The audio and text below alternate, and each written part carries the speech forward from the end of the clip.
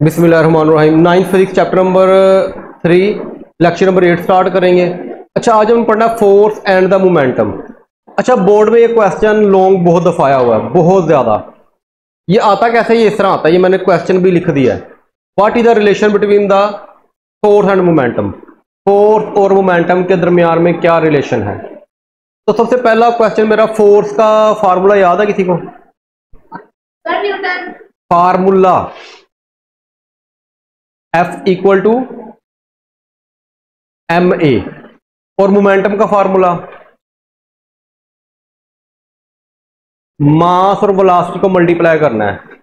माशाल्लाह पढ़ते ही कुछ नहीं हो आप लोग। P equal to M V, mass और वेलोसिटी को आपस में मल्टीप्लाई करना है। बेटा ये पीछे से अगर आपको याद होगा तो आगे चीजें समझ आएंगी। अब देखो वही चीजें आगे मजीद टफ होती जानी, ठीक है? तो ये बेसिक्स आपको तो आनी चाहिए सबको। अच्छा, लेट को गाड़ी है, इस गाड़ी का कोई ना कोई मास भी होगा, ठीक है? अब इस गाड़ी पे मैंने लगाई फोर्स। क्या लगाई? फोर्स लगाने से गाड़ी पहले कितनी वेलोसिटी थी? इनिशियल 0। फोर्स जब लगाई तो गाड़ी मूव करना शुरू कर देगी, गाड़ी आगे की जानिब मूव करना शुरू कर देगी। और इसकी वेलोसिटी कितनी होगी? लेट कर लो 35 मीटर पर सेकंड होगी। इनके पहले 0 थी, बाद में वेलोसिटी चेंज होगी। फोर्स लगाने से वेलोसिटी चेंज हो गई। अच्छा, आपको पता है जब भी हम फोर्स लगाते हैं तो क्या पैदा होता है? एक्सेलरेशन। ये तो मैंने बता दिया था, Newton second law of motion, कि जब भी आप किसी चीज पे फोर्स लगाओगे तो उसके फोर्स लगाने से उसके अंदर क्या पैदा होगा? एक्सेलरेशन पैदा होगा। अच्छा, अब इसका मास क्या है? गाड़ी का m है। गाड़ी का मास क्या है? m। अब गाड़ी का मास तो चेंज नहीं हो सकता, वेलोसिटी चेंज हो सकती है लेकिन मास चेंज, जो मास है वही रहेगा, वो चेंज नहीं हो सकता। अच्छा, अगर मैंने इसका इनिशियल मोमेंटम निकालना है, पहला मोमेंटम, पहले मैंने क्या निकालना है? इसका मोमेंटम निकालना नीचे, तो वो पी आई होगा। पी आई का मतलब पहला मोमेंटम, यानी कि अभी गाड़ी स्टार्ट नहीं हुई। तो मास जरा वेलोसिटी, फार्मूला तो यही रहेगा ना, मास इंटू, तो मास इंटू वी आई हो जाएगा। अच्छा, अगर आपने आखिर वाला मोमेंटम निकालना है तो क्या फार्मूला बनेगा?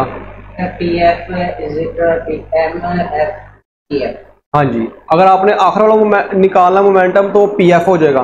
फार्मूला वही रहेगा, P equal to M V, लेकिन एफ लगाने का मतलब है कि वो आखिर वाला मोमेंटम है। तो आखिर वाला मोमेंटम क्या होगा? P F equal to M into V, और वी एफ हो जाएगा। यानी इससे ये साबित हो रहा है ये आखिर वाला मोमेंटम है। यहां तो कोई बात मुश्किल हो?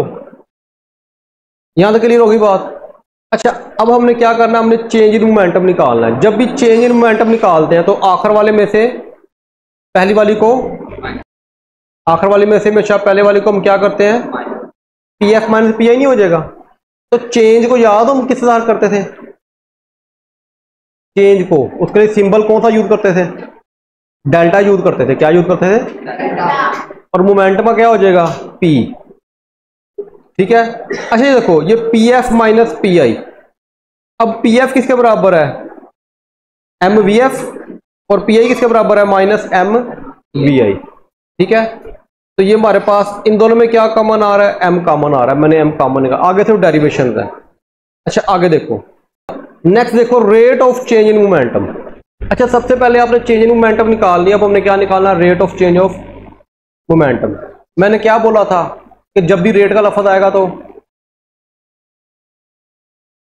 क्या होगा? तो ये मैंने सेकंड चैप्टर में बताया था कि जब भी रेट का लफ्ज आएगा तो क्या होगा?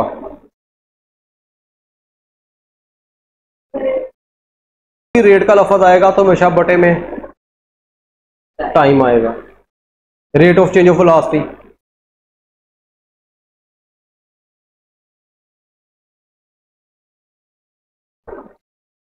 Rate of change in momentum.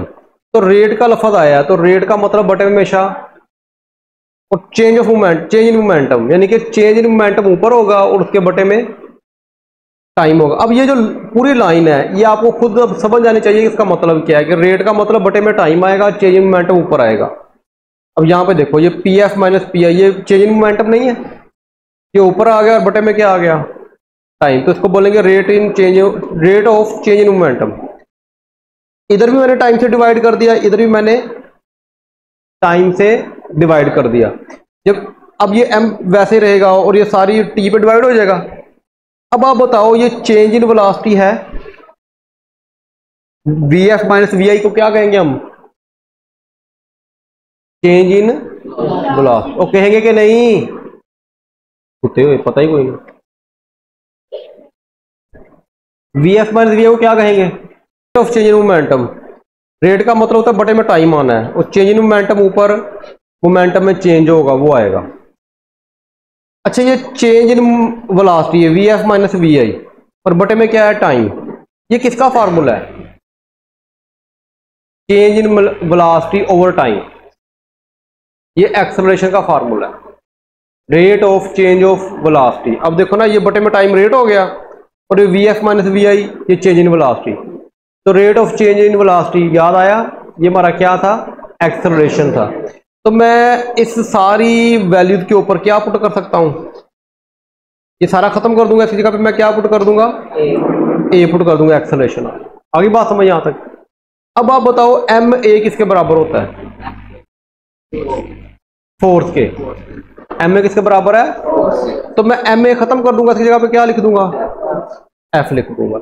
ये हमारी फाइनल इक्वेशन आ गई। अब देखो ये फोर्स और ये हमारा क्या है? Rate of change of velocity. ये आपस में क्या रिलेशन है? मोमेंटम का और फोर्स का। फोर्स का मोमेंटम के साथ क्या है? ये एक रिलेशन है। तो आप ये कह सकते हो फोर्स, अब इसकी डेफिनेशन देखो, डेफिनेशन भी यही है।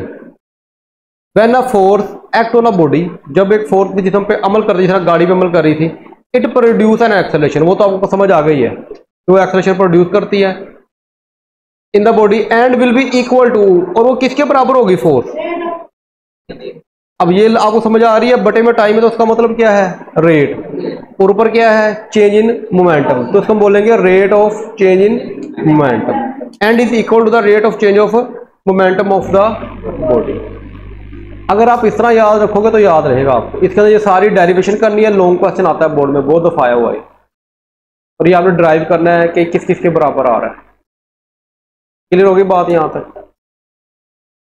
यहाँ क्वेश्चन पूछना हो